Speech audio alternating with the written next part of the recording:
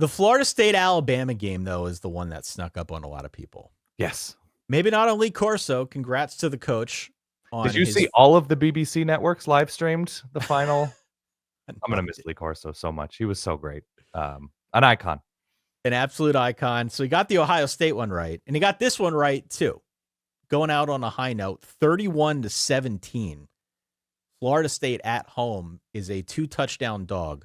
Pulls off a massive upset of the Alabama Crimson Tide in week 1. Our friend Tim Murray from out at VSiN pointed out on Twitter that now in 14 games for Kalen DeBoer at Alabama, he's lost 4 games as a favorite of 14 or more points, which is not going to set well in Tuscaloosa, if I'm being honest with you. We've made the joke about Tommy C. Where's my big Tom Callahan sound? You kidding? Go get him, Tom! I think it's fair to call him now Big Tom Callahan. We can start calling him that nickname. It was a little bit dependent on how he did in this matchup here. Spiritually big, not physically, but yes. Not physically. Yeah. But I was absolutely blown away by this version of the Florida State offense. Same. I was blown away by how good they looked, by how fast, to your point earlier, Tommy Castellanos looked. Mm-hmm. How shifty he was with the ball in his hands. Who's the little guy? Jalen Lucas they were using creatively? Really they just found ways to tap into the athleticism of the guys they've got on that offense. I know it's not a perfect facsimile, but there were, I think, some comparisons to the system that Gus ran in his previous life at Auburn with Nick Marshall. Sure. Different players, different skill sets, but you saw a little bit more of that, certainly a lot more of that in this year's Florida State team than we saw last year with whatever they were trying to do last year. Did you see Gus tweeted something out like, and I'm paraphrasing here, just like a vintage night of football or something like that? He's beaten, I think, Alabama as a coordinator and head coach 6 times now. Mm-hmm. Pretty good. Pretty nice vintage night for that system. The best of Big Tom Callahan. You're absolutely right. Do you want to stay with Florida State? Because I think they deserve the lion's share of the attention because of where they were. Give them the flowers, dog. Buddy, they overwhelmed Alabama when Alabama had the ball. It wasn't just utilizing speed on offense, getting creative, running those end arounds, Big Tom Callahan finding the lanes in this Alabama defense. They were pressuring the hell out of Alabama. I felt like Ty Simpson was running for his life this entire game. He looked lost. The offensive line looked lost. They couldn't run. I mean, obviously they're down Jam Miller for this one, but in terms of getting consistent push in the run game after the first quarter and a half, there wasn't much there. Alabama looked extremely ordinary in this one.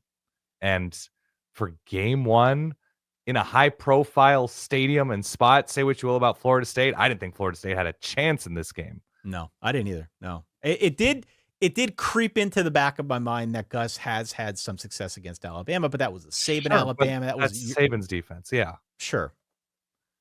I was shocked by the verve. Would verve be a good word here? That Florida State played with on both sides of the ball, losing what they did on defense. And, I mean, the defense was fine last year. That wasn't the huge issue. The issue last year was offense.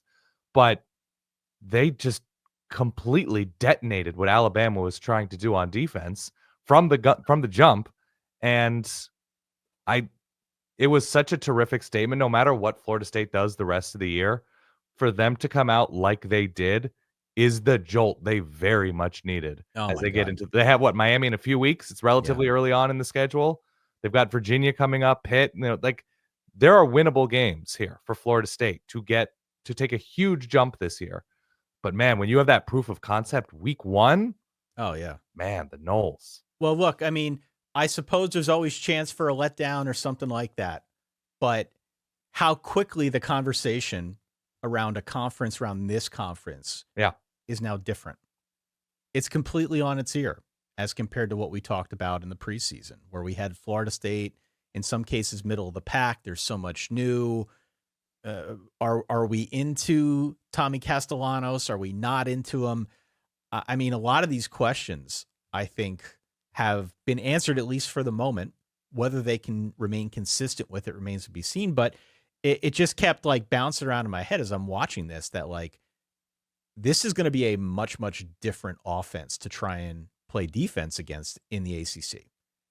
There's almost Yeah. nobody else like this that's going to run a system quite to this extent. And if they can keep Castellanos healthy, which I think is an important thing to call out, he is not Big Tom in reality. He is a smaller dude. He's going to be asked to do a lot with his legs. He's going to be carrying the football a lot. He's going to be making a bunch of big decisions in the open field.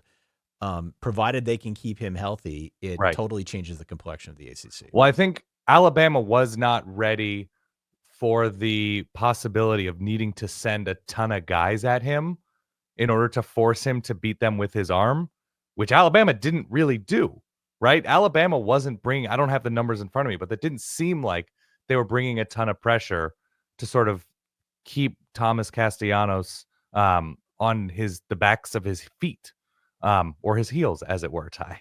That's what they're called. Yeah, absolutely. So maybe that's a tact used moving forward for teams playing Florida State, like make him beat you with his arm. But Alabama didn't seem to be in that mood today, and it was very strange to see Alabama have everything dictated to them. Yeah, and the other thing on the Alabama front, just in sort of perusing what the Bama fan base had to say, I mean, obviously you lose a game like this as a 2-touchdown favorite. That's not going to go over well. It's certainly not going to go over well on the heels of what I think last season was viewed as a bit of a disappointment, for better or worse. But a lot of questions out there regarding the play calling. And I don't put this all on Ty Simpson. Again, I don't think he had a whole lot of time to operate back there. It just felt like there was a Florida State guy running at him at pretty much every instance in this football game when they had the ball. Mm-hmm. Bama also kind of abandoned the run and kind of put a lot on Ty Simpson. And so it was like a catch-22 where it's like they couldn't really run super effectively. They decided to abandon it. They put a lot on Ty Simpson. They couldn't block for Ty Simpson, and it just made the whole thing harder. So I came away mighty impressed by Florida State. And for what it's worth, through 1 week, we're not even through 1 week, but through Florida State's first game, through Alabama's first game, I am left with this feeling that I completely whiffed on my preseason evaluation of Florida State.